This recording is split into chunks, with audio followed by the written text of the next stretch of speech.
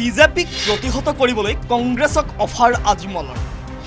ৰাহুল গান্ধীয়ে আলোচনা কৰিলে AIUDF ভংগ কৰিবলৈও সাজু আজমল।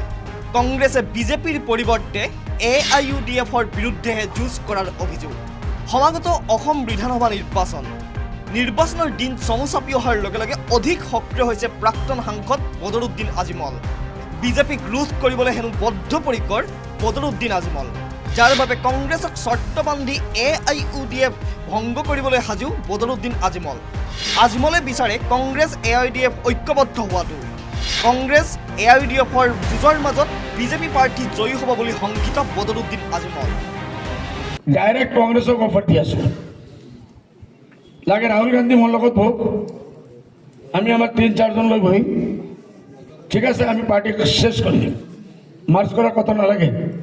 এটা আমাৰ উদ্দেশ্য সেইটো নহয়, એટલે আপোনালোকে আমাৰ দায়িত্ব ল'ব লাগিব। আমাৰ যিমান ইস্যু আছে এই ইস্যুৰ ফাইট আপোনালোকে কৰিব লাগিব। বিজেপি দুজনে কৰক, ডাঙৰ ডাঙৰ পাৰ্টি।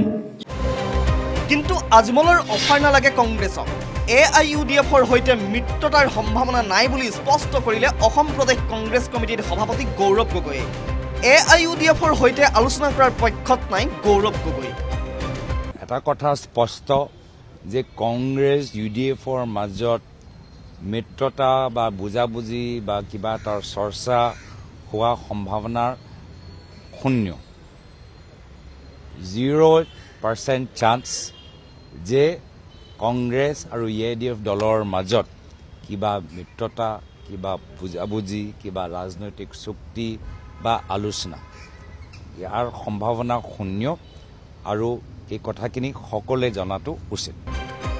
ৰাইজৰ দলৰ সভাপতি অখিল গগৈৰ আকৌ কেইবাটাও পৰামৰ্শ আজমলক। আজমল হিৰো হ'ব নে ভিলেন হ'ব অসমৰ ৰাজনীতিত, ইয়াৰ সিদ্ধান্ত ল'বলৈ আজমলকে আহ্বান জনালে অখিল গগৈয়ে। প্ৰয়োজন হ'লে AIUDFক কংগ্ৰেছত চামিল হ'বলৈ ক'লে অখিল গগৈয়ে। বদৰুদ্দিন আজমল যদি হিৰো হৈ থাকি যাব লাগে ইতিহাসত, তেতিয়াহ'লে তেওঁ AIUDFটো ভাঙি দিয়ক, ভাঙি দি সেইটো কংগ্ৰেছৰ লগত বিলীন কৰি দিয়ক UMFৰ নিচিনাকে।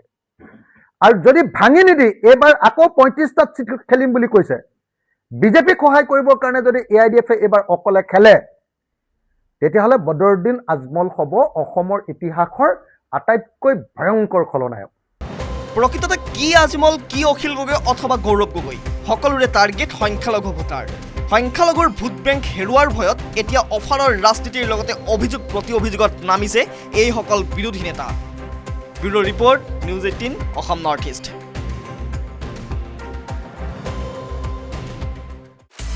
আপুনি বিচৰা বাতৰি পাব কেৱল নিউজ 18 এপত। নিউজ 18 এপ ডাউনলোড কৰিবলৈ স্কেন কৰক এই QR কোড। গুগল প্লে ষ্টৰতো পাব এই নিউজ 18 এপ।